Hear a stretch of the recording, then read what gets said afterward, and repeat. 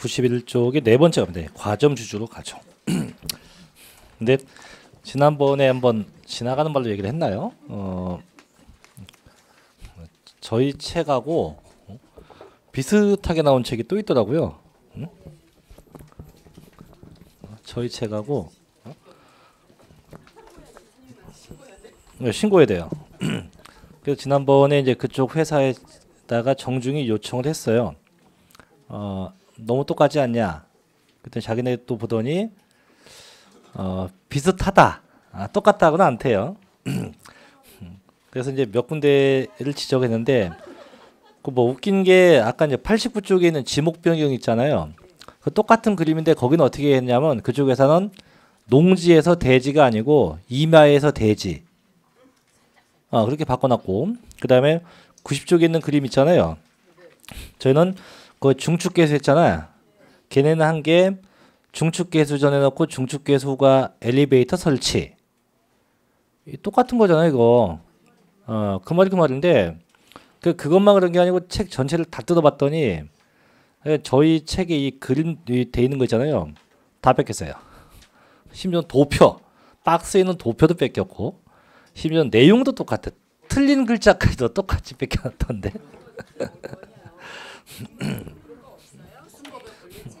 이 저작권에 걸립니다 이거 지금. 참 책을 못 쓰면 쓰지 말든가.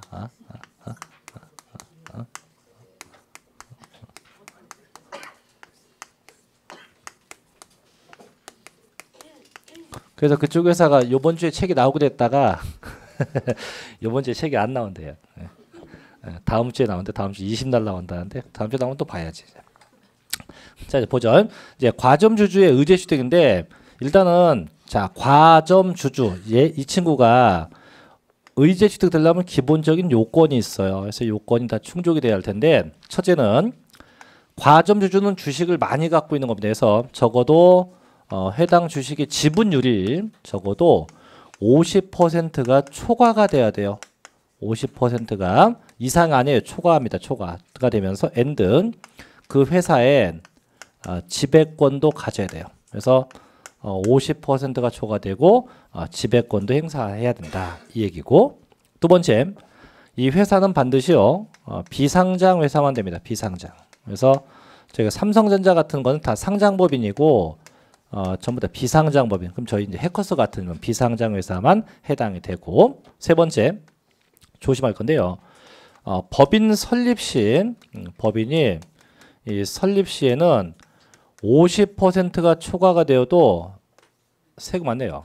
즉 요번에 이제 회사가 세워지면서 내 주식 지분이 60%였다라고 하면 과점주주가 된 건 맞습니다. 맞지만 그때는 세금을 과세하지 않고 자 설립된 이후에 주식 등을 취득해서 그 주식의 수가 얼마 초과? 50%가 초과됐을 때 이때만 과세가 성립이 됩니다. 또 네 번째 과점주주들 간에는요 연대 납세 의무가 있습니다. 그래서 과점주주 간에는 연대 납세 의무가 있다. 이렇게 네 가지의 요건이 다 충족이 돼야 돼요. 자 그럼 결론. 그럼 대체 어느 정도가 의지의 부분이냐 이거 잘 봐야 됩니다. 이제 대체 어느 정도가 의지의 부분이냐 이건데 요만큼이에요. 어느 만큼이냐면 법인 소유의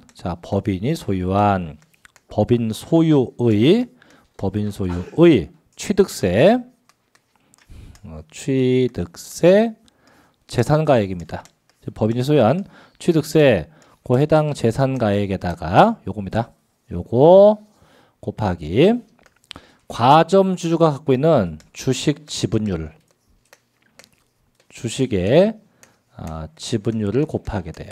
그래서 과점주주가 소유한 뭘 곱한다고? 주식의 지분율을 곱합니다. 이때 요 비율이 세 가지가 있는데요. 첫째는 과점주주가 아니었던 자가 난생 처음 최초로 과점주주가 되었다고 하면 이때는 전체 지분 다 곱해요. 전체 지분을 다 곱하면 되고 두 번째 이미 과점주주였던 자가 그 지분이 증가가 되었다고 하면 이때는 저희 법상 그 증가분만큼을 과세합니다. 세 번째 또 있는데 이거 나중에 다시 볼 건데 자 과점 주주였다가 이 친구가 몰락을 했어요. 일반 주주가 되었다가 다시 회생을 했어요. 이제 다시 또다시 뭐가 됐다. 과점 주주가 됐다 이거죠. 이렇게 되면 이때도 저희 법은 증가분만큼 세금을 과세해야 합니다. 이렇게 세 가지의 비율을 곱해요. 그래서 전체 지분, 증가분인데 잘 이해가 안 되죠. 그래서 이걸 이해를 되게 해줄게요. 교재 92쪽에 가면 맨 밑에 보면 과점주주의 의제취득에서 어떤 그림표가 나올 겁니다. 보입니까? 네, 그거 같이 볼게요. 요번에 참 A하고 B하고 자, C가 모여서 자 회사를 설립해요. 뭔 회사? 합격 주식회사입니다. 합격해야 됩니다. 그래서 합격 주식회사를 요번에 세워요. 세우는데 A가 출자한 금액이 4억 원이고요. B가 출자한 게 얼마입니까? 3억. C도 3억. 합이 10억. 밑에 이 10억을 뭐라 합니까? 쟤는 자본금이라고 칭하죠. 무슨 금이요? 자본금. 그래서 회사는 이 자본금을 가지고 회사 건물도 취득을 했고 회사 땅도 취득했고 회사에 자 자동차 같은 것도 취득했어요. 다 취득했어요. 취득. 그럼 취득하면 이거 다 누구 겁니까? 전부 다 회사 거지. 왜? 회사가 세워진 다음에 취득했으니까. 그 다음에 요건 이제 주식비로 따지면 얘는 몇 퍼센트? 40%일 거고 30%, 30%, 합이 100% 이렇게 해서 회사가 현재 세워진 겁니다. 그럼 지금 요 상태에서 볼 때 자 과점주주가 눈에 보입니까? 안 보입니까? 없죠. 왜? 아직 50 넘어가는 거 아무도 없으니까. 그래서 이 상태에서 회사가 세워졌고 자 세워진 이후에 이 B가 이제 보여. 요 A로부터 주식을 취득합니다. 얼마나 취득했어요? 무려 30%나 취득했죠. 그러면 B는 종전에 자기 지분 30, 취득한 거 30, 합이 얼마? 합이 60%. 아이고 뭐니다. 50이 넘었네요. 그죠? 그럼 넘었으면 요 순간에 이제 B는 뭐가 된 겁니까? 과점 주주가 된 거예요. 됐으니까 그럼 의제 취득이 발생을 합니다. 그럼 대체 어느 정도 의제 취득 부분이냐 이건데 결국은 이 B는 자 전에부터 과점 주주가 아니고 지금 난생 처음 된 거야. 그럼 최초로 된 거니까 어떻게 하면 돼요? 법인이 갖고 있는 취득세 재산가액에다가 자 최초니까 어느 만큼 구해? 전체 지분 다 얼마? 60%. 그럼 이때 그럼 법인이 갖고 나까 재산이 얼마입니까? 전부 다 10억이야. 그러면 10억 곱하기 요 놈 주식 지분을 몇 프로? 60%. 얼마 나옵니까? 6억. 그러면 법인 재산 10억 중에서 B가 6억만큼을 산 거로 봐서 B에게 6억에 대한 세금을 또다시 물리겠다는 얘기예요. 그럼 잘 볼 게 뭐냐면 실제 지금 B가 산 게 뭡니까? 주식이에요? 재산이에요? 주식이에요. 분명히 산 건 주식입니다. 그럼에도 불구하고 세법상은 그 회사의 재산을 산 거로 본다는 얘기예요. 자, 이어갑시다. 이번에 이제 훗날 또 이 B가 C로부터 또 샀어. 또 산 게 얼마입니까? 10%? 네. 또 10%. 얼마 됩니까? 70%. 그럼 역시 뭐가 된 겁니까? 과점 주주가. 근데 지금은 자, 처음 된 거다. 그 직전도 과점 주주였다. 직전도 과점 주주고 지금도 과점 주주. 보니까 지분이 증가됐죠. 그래서 이미 과점 주주였던 자가 증가가 되면 어느 만큼 과세한다? 증가분. 몇 프로? 10%. 그럼 또 다시 똑같이 해요. 얼마 곱하기 법인 재산 금액 10억 곱하기 증가된 10%. 얼마 나옵니까? 1억. 그럼 또다시 B가 1억에 대해서 세금을 또다시 내야 한다. 이런 얘기예요. 그래서 이렇게 최초가 되면 전체 지분 다 증가되면 증가분만큼. 자, 세 번째 거 해볼게요. 자, 얘가 이제 주식을 팝니다. 주식을 무려 40%를 팔아치웠어요. 얼마 남아요? 30 남았고 다시 나중에 50%를 또 샀어요. 가령 예를 들면 얼마 됩니까? 80%. 그러면 과점주주였다가 일반 주주였다가 또다시 과점주주가 되었지, 그죠? 그럼 이때는 분명히 보다시피 증가분인데 그럼 증가분이 얼마일까? 증가분이 30이요? 아니 50이요? 아니면 10이요? 20이요? 조심하세요. 이렇게 과점주주였다가 아니었다 또 되게 되면 현재 지분하고 과거에 제일 높은 지분을 찾아내야 돼요. 뭐가 제일 높아? 70. 요거하고 비교해서 증가분입니다. 이거하고 비교해서 증가분. 지금 얼마 나옵니까? 10%. 그럼 방법은 똑같아. 법인이 갖고 있는 재산금액 얼마 곱하기 15 곱하기 증가된 10%. 얼마입니까? 역시 1억. 그래서 이렇게 해서 과점주주의 의제 취득이 발생하게 돼요. 그래서 주의할 건 절대 저 끝에 서 있지만 법인 설립할 때는 과세를 하지 않습니다. 언제부터? 설립한 이후부터 합니다. 자, 교재 볼게요. 자, 교재 91쪽 갑니다. 자, 메뉴의 4번 과점주주의 주식의 취득 기여권 요건 땡땡. 자, 비상장 법인의 주식을 주주 또는 유한 책임사원 한 명과 그와 자, 특수관계인. 이 특수관계는 누구냐면 나의 친족, 나의 가족 이런 형태에서 친족은 저희가 보통 뭐 사촌, 육촌 이런 거고요. 가족은 배우자, 뭐 직계, 존비속 이것들을 다 통틀어서 저희가 특수관계인이라고 합니다. 자, 그들로서 그들 소유 주식의 합계나 출자액의 합계가 얼마입니까? 100분의 50을 초과하면서 자, 그에 관한 권리 이게 뭐냐? 법인의 지배권입니다. 법인의 지배할 수 있는 권리를 행사하는 자. 얘가 누굽니까? 과점 주주라고 합니다. 님번 근데 어느 정도 과세였냐? 과세 범위가 나오죠. 땡땡. 법인의 주식이나 지분을 취득함으로써 과점주주가 되었을 때는요. 그 과점주주가 해당 법인의 부동산 등을 취득한 것으로 봅니다. 다음 괄호 읽어보니까 법인 설립 시는 밑에 있죠. 취득으로 본다 안 본다? 안 본다. 그래서 해당 주식 지분만큼 취득된 것으로 보고 또 끝에 이 경우 과점주주는 그 취득세에 대해서 뭐도 있다? 연대 납세 의무도 있다. 그럼 다 적어 놓은 거죠. 그죠? 다만 우측에 당구장 별표 봅니다. 자, 요게 이제 올해 신설된 건데요. 자, 신탁법에 따라서 수탁자 명의로 등기되어 있는 위탁한 뭐도 포함된다. 신탁재산도 과점주주 과세 대상에 포함이 돼요. 그럼 여기서 주의할 게 뭐냐면 이거예요. 분명히 법인이 소유한 무슨 재산이었어요? 취득세 재산가액이에요. 그럼 여기서 취득세 재산가액이 몇 개냐면 이따 보겠지만 여기 13개거든요. 13개인데 과점주주에 대해서는 13개 플러스 뭐도 포함한다? 신탁 재산까지 포함돼요. 요것도 조심할 부분인데 그럼 원래는 취득세 재산가액이 몇 개라고요? 13개인데 13개에다가 자 뭐도 포함시켰다? 신탁재산까지. 근데 조심할 게 신탁재산은 취득세 안 냅니다. 안 내요. 그래서 잠깐 보면은 좀 복잡할 수 있는데 넘겨볼게요. 자, 95쪽에 3절 보면 취득세 과세 대상이라고 해서 박스에 부동산부터 요트 회원권까지 있죠. 그것들만 취득세를 내요. 걔네들만 냅니다. 자, 95쪽의 상단표에 그러면 법인이 갖고 있는 재산도 그 네모 박스에 있는 재산 그 다 세봐 몇 개인가? 13개 전부 다. 그 13개 재산에 대해서 원래 과세인데 다만 그 법인에 뭣도 있었다면 신탁 재산이 있었으면 그 신탁 재산도 과점주주한테는 뭐 하겠다? 세금을 과세한다는 겁니다. 주의할 건 원래 신탁 재산은 취득세 낸다 안 낸다? 안 냅니다. 안 내지만은 뭐에 대해서만큼은 과점 주주에 대해서만큼은 신탁 재산까지도 정부가 세금을 과세한다는 겁니다.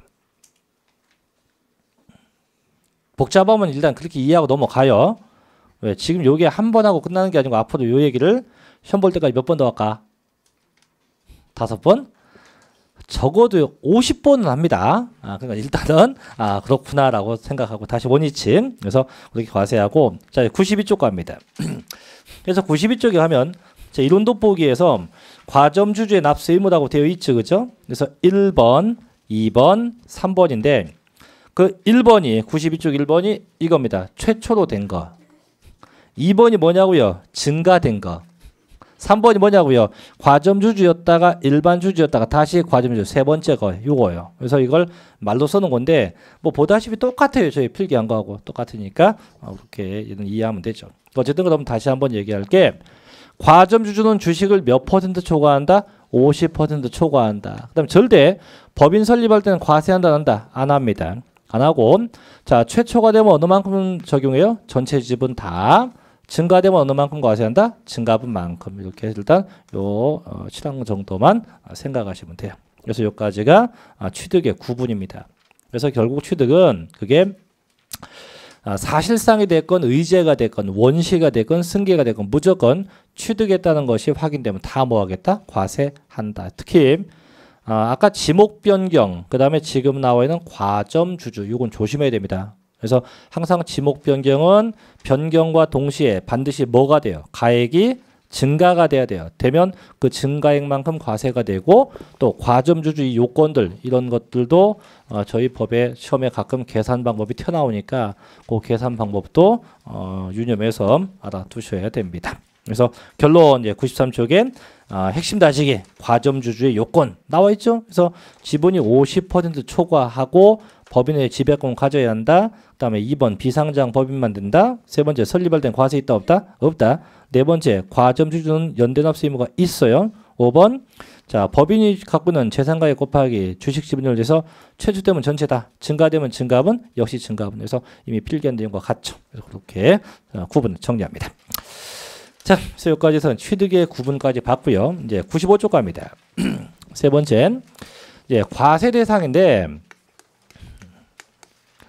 이 과세 대상은요.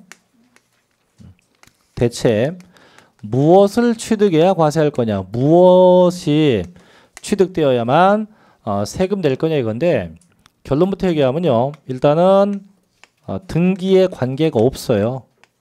관계없고 그 다음에 허가 여부도 관계가 없어요. 그래서 아까도 얘기했지만 등기나 허가에 관계없다. 이게 무슨 주의? 사실주의고 그 다음 하나 더 열거주의입니다. 이 열거주의가 무슨 뜻이냐면 취득세는 법에서 규정하고 있는, 법에서 정하고 있는 물건만 과세가 되지 법에서 정하고 있지 않은 것은 절대 세금을 과세할 수 없다는 거예요. 그래서 이제 그 표에 보면 자, 그 표 나오죠. 그죠? 95쪽에 박스에 과세 대상에서 부동산부터 맨 밑에 어디까지 요트, 회원권까지 있죠. 그죠? 그것들만 취득세를 냅니다. 그래서 이제 밑에 보면 1번 부동산에서 그 뒷페이지까지 내용도 써 있어. 그래서 부동산이 뭐고 뭐가 써 있는데 거기 써 있는 내용은요. 초등학생 이상 정도의 지적 능력이면 다 합니다. 응? 부동산이 뭐요? 토지와 건물, 그죠? 그럼 차가 뭘까? 차, 그지? 차. 항공기가 뭘까? 항공기. 비행기. 임목이 뭐요? 나무. 그렇지. 또 뭐 있지? 기계 장비가 뭘까? 아니야, 그건 틀렸어요. 기계 장비는 기계가 아니고 중장비. 뭐 굴삭기라든가 그런 지게차 같은 중장비도 뭐지? 기계가 아니에요. 중장비. 중장비. 나머지는 다 뭐가 나오니까? 회원권에서 거기 나와 있는 건 뜻이 중요한 게 아니고 그 종류만 외우시면 돼요. 종류만. 그래서 한번 외워볼게요. 저도. 첫째는 부동산, 둘째는 선박, 셋째는 광업권, 넷째는 어업권,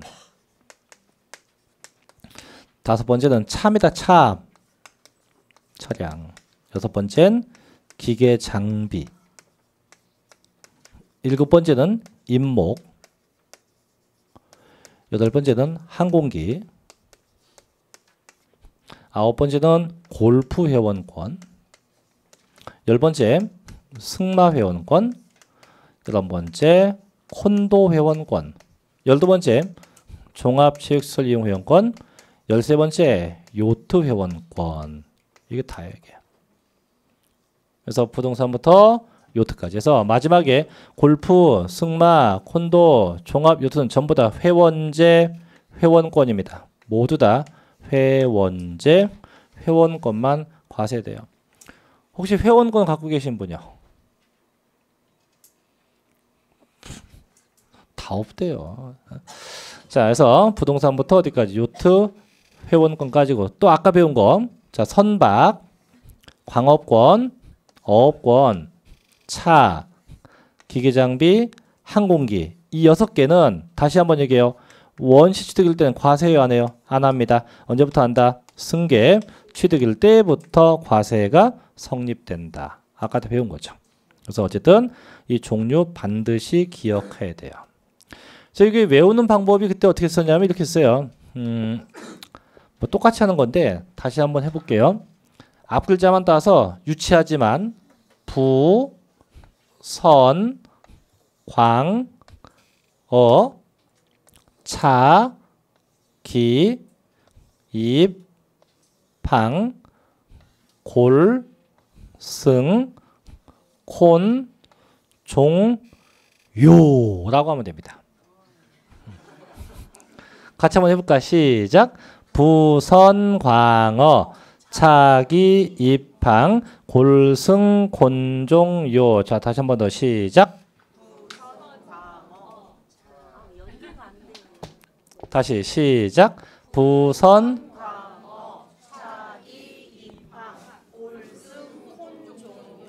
연계가 안 돼도 그냥 외우십시오. 그냥 예? 종합체육시설 이용 회원권 스포츠센터. 그래서 이게 답니다. 그래서 1번 부동산부터 있는데 있는 내용은 직접 읽어봐요. 시간 나면 읽어보고 다만 이제 몇 개만 체크할게요. 그 95쪽에 가면요. 맨 밑에 이제 부동산에서 1번 뭐가 나옵니까? 토지. 그 다음에 밑에 네모네 보니까 토지 제목이 몇 종이 있다? 28개 제목이 있다. 이건 뭐 나중에 공시법령 가서 다시 배우고 넘겨봐요. 이제 중요한 게 니은번인데 96쪽에 자 공부상 등재해당과 사실상 해당이 다를 경우 뭐로 간다? 사실상 해당. 근데 여기서 공부라는 의미가 뭘까요? 예? 공시되어 있는 장부, 공적 장부, 뭐 토지 대장 같은 건데 그거는요 공시법령에서 쓰는 얘기예요. 이 시간이 뭔 시간이에요? 세법 시간이에요. 그래서 여기서 공부상이라고 하는 것은 쉽게 등기부라고 생각하십시오. 등기부입니다. 물론 등기가 돼 있으면 등기부 등본이고 등기가 안 돼 있으면 토지 대장을 의미하긴 해요. 하는데 그냥 쉽게 뭘 생각한다? 등기부. 그래서 등기부상 등재 현황과 실제 현황이 다르면 뭐로 갑니까? 사실상 현황. 또 공부에 등재되지 아니한 쉽게 등기되지 아니한 토지에 대해서도 사실상 취득인 경우 취득세 과세합니다. 그럼 제가 이 얘기를 몇 번 합니다. 취득세는 절대 등기에 관계가 있다 없다. 없다 해서 무조건 취득되면 다 과세할 수 있고요. 자, 2번 건축물 과입니다. 건축물 땡땡 건축법에 따른 건축물을 과 토지에 정착하거나 지하 또는 다른 구조물에 설치하는 레저, 저장, 도크, 저반, 도관, 급배수, 에너지 공급 그 밖의 이와 유사한 시설을 말한다. 또한 봐요. 공부상 용도와 관계없이 어떤 용도? 사실상 용도에 따라서 과세하며 공부상에 등재되지 아니하는 건축물 쉽게 미등기죠. 혹은 불법이나 무허가 건물까지도 다 뭡니까? 과세합니다.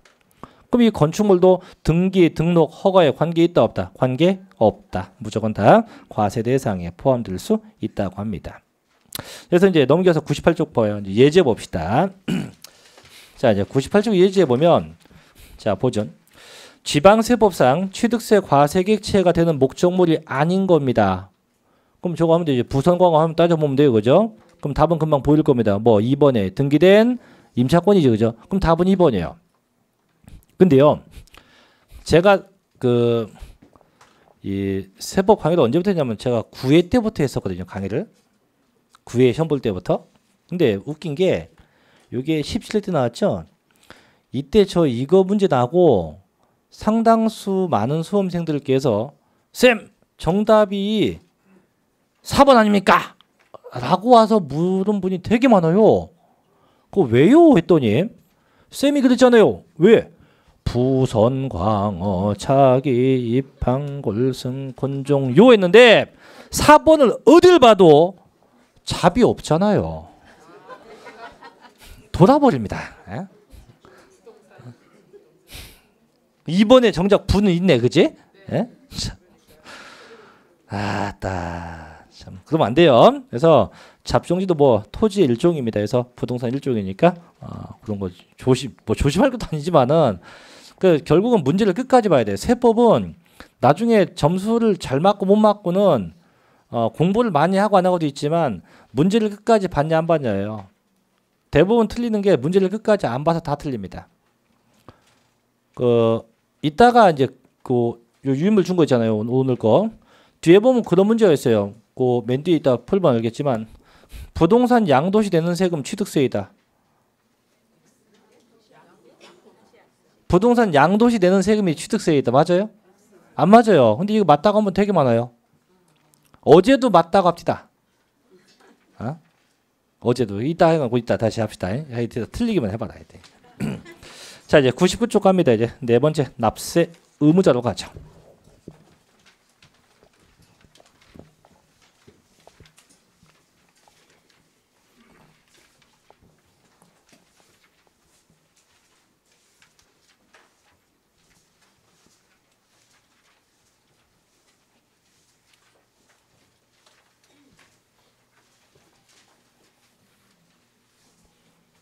근데 아까 그 뭐야 수강 후기 얘기했는데 어? 그 써주세요.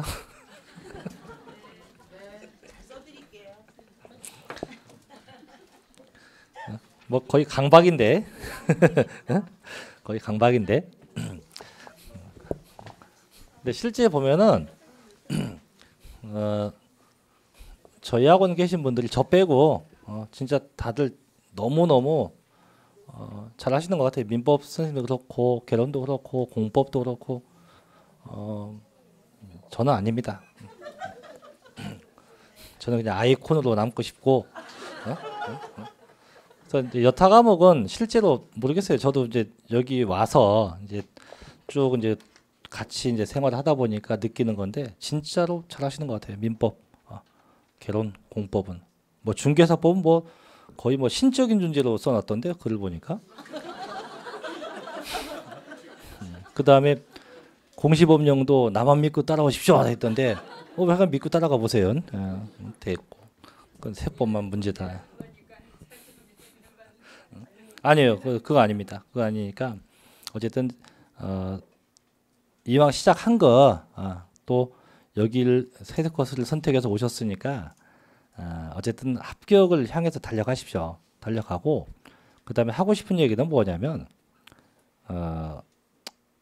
이제 이게 흔들리면 안 돼요. 공부하시다가 공부하다가 나중에 봐요.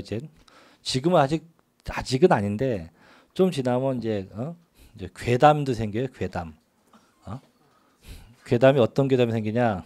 야, 세법 선생 친구가 출지원이래. 뭐 가령 괴담이라니까. 그래서 저희 책이 다 완판되는 상황이 발생한다든가 이런 건 참 좋은데 또는 뭐 공법은 뭐 누가 잘한대.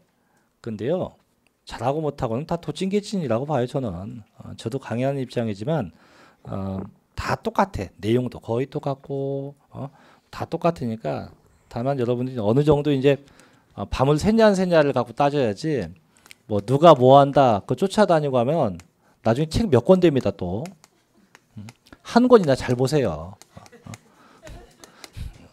나중에 뭐 민법 판례집도 이제 A하고 저희 학원 거 갖고 있고 A 학원 거 B 학원 거 판례집도 4권씩 갖고 있고 개론 계산 특강하는 것도 몇 권씩 갖고 있고 언제 다 볼 건데 한 권만 좀 잘 보세요. 한 권이라도 잘 봐야지. 그걸 이것저것 갖고 있는 능사가 아닙니다.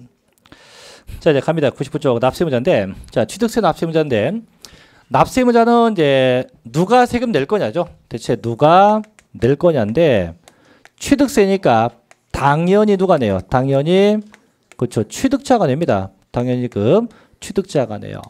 그럼 나중에 보겠지만 그럼 양도세 누가 낼까? 양도자가 내겠죠. 재산세 누가 낼까요? 재산 보유자가 내죠. 그래서 취득세 누가 냅니까? 취득자가 내요. 근데 웃긴 게 이제 1번 봐요. 취득자가 99쪽에 첫째 누가 나옵니까? 사실상 취득자. 2번 주체구주부 취득자. 3번 4번 5번 6번 7번 8번 9번 10번 11번 12번 13번 14번까지 납세자가 나와요. 원래는 작년도까지는 12번까지였거든요. 근데 금년도에 13번 14번이 추가가 됐어요. 근데 뭐가 이렇게 납세자가 많습니까 하는데 아무리 납세자가 많아도 1번부터 13번은 다 똑같은 한 명이에요. 한 명. 쉽게 세법은 지난주 얘기했죠. 다 나요. 나인데 내가 1번부터 14번까지 현황에 취했을 때 그 나에 대한 명칭만 바뀐다고 생각하면 돼요. 나에 대한 지칭하는 명칭만 바뀌는 겁니다. 그래서 이것도 이제 지난번 입문 강의 때도 한번 얘기했는데 가장 쉽게 이렇게 생각하면 돼요. 이 학원에 왔을 때하고 집에 갔을 때, 뭐 이제 지난달부터 오신 분들은 이제 얼굴도 알고 하니까 어떻게 이제 언니, 뭐 동생 하잖아요, 그죠? 근데 집에 갔더니 애가 저한테 언니 이렇게 안 부르잖아요. 그 상황에 맞춰서 호칭이 있듯이 이 납세 의무자도 각각의 상황에 맞춰서 납세자의 명칭이 다 정해졌다고 보면 됩니다. 그럼 1번부터 보죠. 99쪽에 첫째. 자, 1번. 자, 제목이 뭡니까? 사실상 취득자예요. 그럼 제목대로 갑니다. 사실상 실제 뭐한 자, 취득한 자. 실제 취득한 자가 네요. 뭐에 관계없이 항상 얘기하죠. 등기에 관계없이. 그럼 결론. 자, 갑이 잘 봐요. 이거 맞춰보세요. 갑이 요번에 이따만한 건물을 취득했대요. 문제. 누가 세금 낼까요? 갑이네 병이네? 갑이 내지. 왜 누가 샀으니까? 갑이 샀으니까. 이때 갑을 뭐라 하자? 사실상 취득자. 하나 더. 요번에는 A가 샀어요. 무엇을? 농지. 문제입니다. 누가 세금 낼까요? A가 내죠. 왜? 취득자인자 A니까. 이때 A를 뭐라 한다? 사실상 취득자. 그래서 이렇게 실제 해당 부동산 취득한 자가 뭐가 됩니까? 사실상 취득자가 되는 거죠. 그래서 1번 보죠. 자, 부동산 등의 취득은요. 관계법령에 따른 등기, 등록 등을 하지 아니한 경우라도 사실상 취득하면 각각 취득한 것으로 보고 해당 물건의 소유자 또는 누가 양수인을 각각의 취득자로 본다. 그럼 결국은요. 등기가 되어 있건 안 되어 있건 간에 실제 취득하면 누가 내요? 그 취득한 자가 납세 의무자가 된다고 하는 겁니다.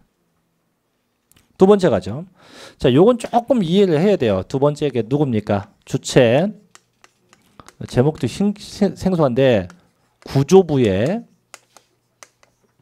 누굽니까? 취득자인데 이게 결론부터 얘기하면요. 결론부터 얘기하면 얘가 누구냐? 주인. 그 주인이 세금을 내. 주인이. 그럼 이런 거죠. 어떤 경우냐? 소유자, 얘가 주인이에요.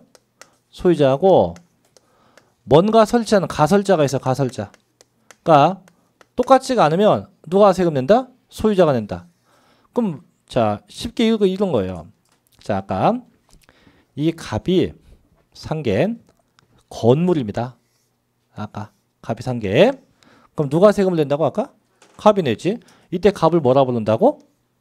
사실상 취득자. 그래서 갑이 세금을 다 냈어요.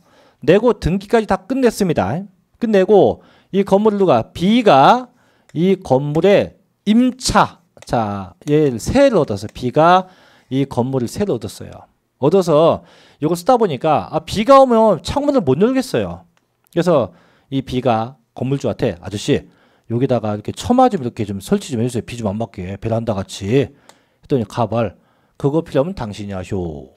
그래서 이 B가 건물주 승낙을 얻고 베란다 설치 공사를 다 합니다. 이렇게 했어요. 근데 이렇게 삐쭉삐쭉 나오면 저것도 세법상 뭐로 본다? 건축물로 봐요. 건축물로 본다고? 그럼 건축물로 보니까 요 노랗게 칠해진 이 부분에 대해서 이제 취득세를 뭐 해야 돼요? 내야 돼요. 그럼 이거 누가 설치했어요? 세입자 B가 설치했어요. 실제 주인 누군데? 갑이야. 그러면 이 빚금 쳐서 증가된 거에 대해서 세금을 내야 됩니다. 누가 낸다? 역시 갑이 요 상황에서 세금을 또 내야 돼. 그럼 요 상황에서 갑을 뭐라 부르자? 주체구주부 취득자라고 칭하자 이거예요. 이해됩니까? 그럼 갑이 처음 살 때 뭐라 불렀지만 사실상 취득자. 요 세입자 때문에 또 내게 됐어요. 그때 뭐라 한다? 주체구주부 취득자. 그렇게 명칭만 바뀌는 겁니다. 보죠. 건축물 중 조작 설비, 그 밖에 부대 설비에 속하는 부분으로서 그 주체구주부와 하나가 되어 건축물로서 효용가치를 이루고 있는 것에 대해서는 주체구주부 취득자 이외의 자, 누구가요? 세입자가 되겠죠. 가설한 경우도 누가? 주체구주부 취득자. 쉽게 주인이 함께 취득한 것을 본다. 그럼 결론 누가 세금 내요? 주인 아저씨가 내면 됩니다. 세 번째 갑니다. 자, 3번 뭐가 나옵니까? 변경 시점 소유자인데 보조에도 변경 시점 소유자. 이 변경하게 되면 지목 변경만 생각하면 돼요. 그럼 아까 자 A가 아까 산 게 뭐였어요? 농지야 농지. 농지. 자 누가 세금을 내요? A가 내죠. 그럼 A를 뭐라 합니까? 사실상 취득자. 그래서 내고 등기했어요. 한참 지난 다음에 저 A가 자기 농지에다가 집을 집니다. 뭐가 돼? 되지. 그럼 돼서 지목이 바뀌었네, 그죠? 그럼 지목이 변경됐고 가액이 증가되겠지, 그죠? 그럼 증가된 만큼 세금을 내야 됩니다. 누가 내요? A가 내죠. 왜? A가 자기 땅에 집 줘서 지목이 바뀌었으니까 A가 세금을 또 내야 돼. 그럼 이 상황에서는 A를 뭐라 한다? 변경 시점의 소유자. 왜? 지목이 변경됨과 동시에 세금을 내기 때문에 저땐 변경 시점의 소유자라고 명칭이 바뀌는 겁니다. 그럼 보죠. 자, 선박과 차, 기계장비의 종류를 변경하거나 토지의 지목을 변경함으로써 그 가액이 증가되면 누가 낸다? 변경 시점의 소유자가 낸다. 그죠? 네 번째, 볼 거 없어요. 아까 봤잖아요. 과점 주주. 주식 몇 퍼센트 초과한자? 50% 초과한자. 넘어가죠. 5번, 수입하는 자. 이런 거 읽어보면 됩니다. 시험 안 납니다. 이건. 수입하는 자. 자, 6번에 뭐가 나옵니까? 상속인. 혹시 상속받는 자를 뭐라 불러요? 상속인. 사망하신 분은 피상속인이에요. 그래서 상속, 괄호 피상속인, 즉 사망하신 분이 상속인에게 한 유증과 포괄 유증과 신탁재산 상속 다 포함돼요. 을 취득할 경우 상속인 각자가 상속받는 취득 물건에 대해서 납세 의무가 있어요. 그래서 저하고 저희 형이 상속을 받으면 저희 형도 취득세 내야 되고 나도 내야 돼요. 어떻게? 각자가 받은 지분만큼. 다만 끝에 비출 이 경우 자 상속인들은 뭐가 있다? 연대 납세 의무가 있다. 그래서 지난주에 배웠죠. 저희 형이 상속받아서 안 내면 누가 대신 다음으로 내요? 동생인 내가 다음으로 내야 한다. 그래서 연대 납세 의무가 있다. 자, 7번째 갑니다. 조합원이 내기도 안 해, 그죠? 자, 얘는 조심하세요. 재건축입니다. 재개발 사업이 아니고요. 재건축 사업일 때만 조합원이 내요. 이게 뭔 얘기냐면 이거요. 요번에 저희 동네가 재건축한대. 저희 동네가. 저도 집 하나 갖고 있는데 이 동네 다 헐어버리고 재건축한대요. 그럼 저는 이 이상 재건축하면 이제 뭐가 돼? 그 순간부터 이제 조합원이 돼요. 됐고 나중에 아파트를 다 져 이제 쭉 지면 조합원에게 이제 한 채씩 주잖아요, 그죠? 주고 일부 추가 분담금을 부담하기도 하죠. 그럼 조합원이 나는 일부 추가로 부담하는 그 분담금에 대해서 취득세를 낸다 이 얘기입니다. 그래서 재건축이 되면 누가 낸다? 조합원이. 그래서 보전. 자, 조합원 갑니다. 주택법에 따른 주택조합과 도시 및 주거환경 정비법에 따른 주택 재건축 조합이 해당 조합 원용으로 취득하는 조합주택용 부동산은 누가? 조합원이 취득한 걸로 봐요. 근데요, 재건축이 되면 거기에 다 조합원만 살까요? 일반인도 살까요? 일반인도. 왜? 재건축이 되면 일부분은 조합원에게 주지만 일부분은 어떻게? 일반 분양합니다. 그래서 일반 분양되기 때문에 그 뒤에 보면 다만 조합원에게 귀속되지 않은 부동산 제외한다. 즉 조합원 지분이 아니고 일반 분양분은 조합원에게 세금을 과세할 일이 있다 없다? 없겠죠. 당연히. 그죠? 당연히 없습니다. 그다음 8번 뭐 시설대의 업자, 뭐 9번 취득대금 지급자 이런 거는 읽어보면 됩니다. 자, 10번으로 갑니다. 조심해야 돼요. 자, 이 10번이 요게 이제 시험에 나섰는데 최근에 봅니다. 자, 배우자 또는 직계, 존비속에 부동산 등을 취득할 경우에는 자, 동그라미 쳐요. 뭐로 본다? 증여로 본다. 즉 부부간에 혹은 직계, 존비속 간에 부동산이 매매가 되면 얘는 매매된 게 아니고 다 뭐 된 거로 본다? 증여된 거로 본대요. 증여. 쉽게 그 우스갯말로 무슨 부부간에 부동산 매매가 있겠습니까? 매매가 있다고 해도 어차피 그 돈이 그 돈이고 그 부동산이 그 부동산이니까 이 매매를 안 봐요. 다만 다음의 경우는 어느 하나에 해당되면 뭐로 본다? 유상 취득, 즉 매매된 거로 본대요. 그럼 바꿔 얘기하면 이제 1, 2, 3, 4 네 가지가 있죠. 그 네 가지인데 그럼 그 네 가지를 빼고는 부부 혹은 직계 존비속 간의 부동산이 매매가 되면 다 뭐 된 거로 본다? 증여로 본다. 그 네 가지만 빼고. 근데 네 가지가요. 재밌어요. 첫째 봐요. 공매 혹은 경매를 통해서 부동산이 취득됐대. 이게 뭐냐면 제가 사업하다가 쫄딱 망했어요. 그래서 제 부동산도 다 빼앗겼어요. 빼앗겨서 그게 경매 처분됐는데 이걸 저희 배우자가 법원에 가서 경락을 받아온 거예요. 이해되죠? 이러면 매매된 것도 본대. 근데 웃긴 건 글쎄 남편은 쫄딱 망했는데 부인은 경락받아? 야, 그럴 바에 부인의 돈을 대주는 게 낫죠, 그죠? 그거고. 두 번째, 마찬가지입니다. 파산 선고로 인해서 처분된 부동산 등을 취득했다. 자, 아까 제가 일본서 뭐라 했어요? 사업하다가 망했다고 했죠, 그죠? 망해서 그나마 뭐 파산 선고 받았어요. 그래서 재산도 다 털렸어. 근데 그걸 또 배우자가 법원에 가서 다 또 사온 거예요, 전부 다. 이것도 뭐 된 거로 본다? 매매된 거로 본다. 그럼 솔직히 1번, 2번이 현실 가능성이 있다 없다? 거의 없어요. 왜냐하면 실제 남편이 다 그렇게 뭉개지고 있는 상황에서 부인이 일단은 그걸 먼 발치서 그래 너 망해라. 내가 너 망하면 내가 경매 받아올게. 이럴 부인이 일단 없고요. 둘째, 경매를 받아올 수 있는 확률이 되게 적어요. 되게 적습니다. 물론 그게 된다면 매매된 것도 보지만 일단 안 될 확률이 더 크다 이거죠. 세 번째, 이건 가능합니다. 3번은 권리이전이나 행사에 등기를 요하는 부동산 등을 교환했다. 쉽게 남편의 토지하고 부인의 건물을 맞바꾼 거. 이거는 매매된 것도 봅니다. 근데 이것도 잘 생각할게. 자, 맞바꿨어 이제. 맞바꿔 봤자 솔직히 의미는 있다 없다? 없는데 정부는 뭐 할 수 있다? 세금을 양쪽에서 거둘 수 있어요. 맞바꾸게 되면 양쪽에서 양도세 거둘 수 있고 양쪽에서 취득세 다 거둘 수 있어요. 국가는 이건 가만히 앉아서 돈 버는 겁니다. 매매된 것도 봐줄게. 오케이. 이해되죠? 네 번째, 해당 부동산 등의 취득을 위해서 그 대가를 지급한 게 입증돼야 돼요. 그럼 내가 배우자한테 땅을 팔았을 때 배우자가 나에게 실제 돈 준 게 확인돼야 됩니다.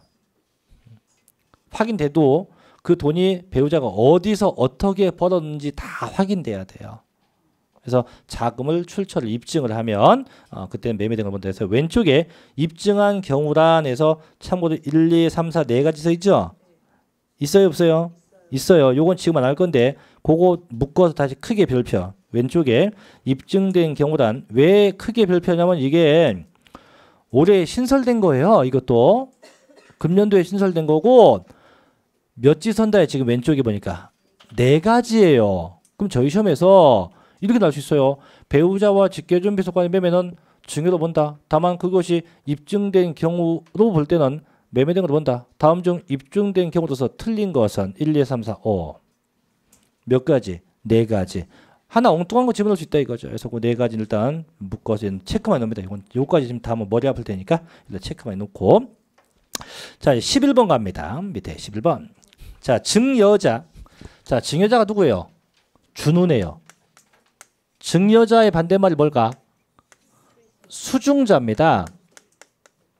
그래서 저희가 증여를 하는 건데 증여했을 때 그거 주는 자, 주는 자를 보고 저희가 증여자라고 부르고 증여받는 자를 뭐라 한다? 수중자라고 불러요. 수중자라고 부릅니다. 읽어볼게요. 자, 증여자의 채무, 빚을 인수하는 부담부 증여의 경우 그 채무에게 상당한 부분은 부동산 등을 유상으로 취득된 걸로 본대요. 이게 뭔 얘기냐 볼게요. 가령 이 증여자가 이분 합시다 그냥. 간만에 한번 써봐야지. 자, 증여받는 자가 저입니다. 홍이. 자, 이따 수업 끝나는데 전화가 왔어요. 저한테 어이 세법 나 아파트가 하나 있는데 아파트를 너한테 증여할게. 너 받을래? 그래서 진짜 준대요. 그래 물었지. 그거 얼마짜리인데 했더니 왈 5억짜리래요. 와, 실제 줄 일 없습니다. 근데 줬다고 치고. 그래서 증여 받을래 해서 제가 받는다고 했어요. 오케이. 그럼 증여가 된 거예요. 받는다 했으니까. 그럼 주는 애 뭐? 증여자. 받는 애 뭐? 수증자. 얼마짜리 받았어? 5억. 그럼 나는 5억짜리 증여를 받으면 5억에 대해서 내야 돼. 뭘 내고? 증여세 내야 되고 5억에 대해서 뭐도 내야 되고 취득세 내야 되고 이렇게 내는 게 원칙입니다. 근데 이 양반이 근데 한 가지 부탁이 있대요. 그 뭐냐 했더니 그 아파트에 이 5억짜리 아파트잖아요. 아파트에 현재 4억 원의 저당이 잡혀 있대요. 이런 4억 원의 저당 잡혀 있으니까 요거를 네가 좀 갚아라. 이해돼요? 그럼 이게 다 증여받는 거 아니네. 5억 받았지만은 그 중에 얼마는 내가 물어내야 돼. 4억은 저분의 빚을 또 안아야 돼요. 4억의 빚을 채무를 내가 또 안아야 돼요. 그럼 나머지 얼마 남습니까? 1억. 그럼 저희 법은 이렇게 타인의 빚을 또 안으면 또 안은 요만큼은 유상매매된 거로 보고 나머지 금액만 뭐로 본다? 증여된 거로 본다. 이런 얘기예요. 그럼 나는 1억에 대해서 뭘 내고 증여세를 내고 나머지 4억에 대해서 뭘 내고 유상취득으로 봐서 취득세를 내면 되는 이런 형태가 되는 겁니다. 그래서 타인의 빚을 또 안으면 또 안은 만큼 뭐로 본다? 유상취득으로 본다. 자, 12번도 갑니다. 자, 상속 개시 후 상속 재산에 대해서 등기, 등록, 명의개서 등에 의해서 각 상속인의 상속분이 확정되어 등기 등이 된 후 그 상속 재산에 대해서 공동 상속인의 협의하에 재분할을 한 결과 특정 상속인이 당초 상속분을 초과해서 취득하게 되면 그 재산가액은 재분할에 의해서 상속분이 감소한 상속인으로부터 동그라미 쳐요. 뭐 받은 걸로 본다? 증여 받은 걸로 본대요. 다만 우측 페이지 메뉴에 다음의 어느 하나에 해당되면 그렇지 않다. 그래서 1, 2, 3번 되어 있는데 그럼 얘는 뭔 얘기냐? 이런 거예요, 이건. 지난달에 그 이제 입문 강의 때 오시는 분은 알 거예요. 제가 농사 짓고 있죠. 네. 어디서? 천안에서. 저희 시골 천안인데 저희 아버지가 이제 농지를 좀 갖고 계세요. 이제 아버지가 농지를 갖고 계시고 이제 나이가 이제 80이신데요. 꽤 많으세요. 근데 몸이 너무 아파서 농사를 못 져. 근데 어쨌든 그 농사를 못 지면 그 땅은 나대지가 돼요. 그래서 이제 저희가 뭐 작년도 연말에 뭐 비사업용 토지 이런 얘기 나오잖아요. 그 농지 같은 경우 농사를 안 지면 그 땅이 대표적으로 비사업용 토지가 돼요. 그래서 세금 겁나게 나옵니다. 그래서 그것 때문에 제가 지금은 이제 추우니까 안 가는데 봄 되면 갑니다. 가서 이제 땅도 파고 가서 파도 심고 일단 가장 많이 심는 건 옥수수입니다. 옥수수. 농사 지기 편하니까. 그다음에 고추 심고 뭐 이렇게 농사를 짓는데 일단 농사를 짓는 이유는 이제 나중에 이제 그 세금도 덜 내고자 하는 목적도 있고 또 한 가지 목적은 이제 아버지가 사망했을 때 농사를 짓는 상태에서 상속을 받으면 취득세가 0.3%인데요. 농사를 제가 안 짓는 상태에서 상속받으면 2.3%예요. 취득세가. 그러니까 저는 그것까지 계산한 겁니다. 근데 분명히 또 농사 짓는 자식이 상속받아야 돼. 그러니까 전 농사 짓잖아. 직불금도 타먹으니까. 그럼 제가 받으면 0.3%만 내면 돼요. 근데 이거는 솔직히 이제 빙산의 일각이고 제가 농사 짓는 주된 목적이 또 있어요. 솔직히 저희 아버지께서 이제 나이가 있으시고 이제 지금 지병이 좀 있으세요. 그래서 뭐 가끔 가다가 새벽에도 전화가 오기도 해요. 엄마한테. 야, 아버지가 위독하시다. 그럼 이제 달려가죠. 새벽에 잠자다 말고 이제 종합병원 응급실 가서 이제 뭐 산소호흡기 꽂고 계시고 이제 그거 보면 이제 또 의사 그래요. 준비하셔야 됩니다. 그럼 이제 또 이제 친구 상조회사에 전화를 합니다. 야, 아버지 위독하시단다. 그럼 친구도 준비 스탠바이 딱 했는데 또 벌떡 일어나서 야, 가자. 근데 이제 실제로 이제 아버지가 사망하시게 됐다고 할게요. 하게 되면 문제는 이제 상속이 발생할 거 아닙니까? 상속이 발생하면 아까 뭐 제가 받으면 0.3%인데 0.3%가 아니라 0.30%를 내도 그걸 안 주고 싶어 하는 분이 있을 거예요. 저한테. 그게 누구냐? 저희 형수입니다. 형수. 형은 아니에요. 저희 형은 바보 같아갖고 신경 안 써요. 형수가 옆에서 다 조종합니다. 그 받아오라고. 그럼 분명히 이제 상속이 되고 나면 저희 형수가 그럴 거예요. 동생한테 가서 5대5가 아닌 몇 대 몇? 8대3으로 해와라. 안 하면 당신 나가라. 그 이제 그 명을 받고 형은 저한테 오겠죠. 와서 괜히 화를 냅니다. 이제 와갖고 자식이 형이 말하면 들어먹어야지. 8대 2. 그 저는 8대 2 할까 안 할까? 안 하겠지, 그죠? 죽어도 못해. 그래도 형이가 어떻게 8대 2로 합니다. 그래서 8대 2로 해놓고 나서 상속을 다 했어요. 등기를 다 끝낸 겁니다. 끝내고 나서 세금 다 내고 나서 한참 있다가 형이 전화가 왔어요. 야 동생아, 곰곰이 생각해보니까 이게 좀 미안하게 됐다. 내가 너한테 반 떼줄게. 다시 30을 떼줄게. 그래서 형이 마음이 변해서 다 등기가 끝나고 나서 30을 뚝 떼주잖아요. 떼주게 되면 이 순간 떼준 만큼 뭐로 본다? 증여로 또 봐서 난 증여세 또 내야 돼요. 그럴 바에는 애시당초 형이 그냥 몇 대면 처음에 5대 5가 낫겠죠. 그죠? 그래서 그 위에 써있는 본문은 그 얘기입니다. 상속이 다 되고 나서 특정 상속기간에 재산 변동이 생기면 생긴 것만큼 뭐로 본다? 증여된 거로 본다.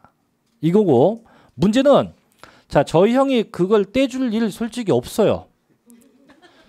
8대 2로 하면 죽어도 안 떼줄 겁니다. 그럼 저도 욕심 생길 거 아니에요. 그죠? 그럼 언제 어떻게 하면 돼요? 소송을 건대요. 법원에 가서 상속재산 분할 청구 소송을 제기합니다. 누굴 상대로? 형 상대로. 몇 대 몇 하자?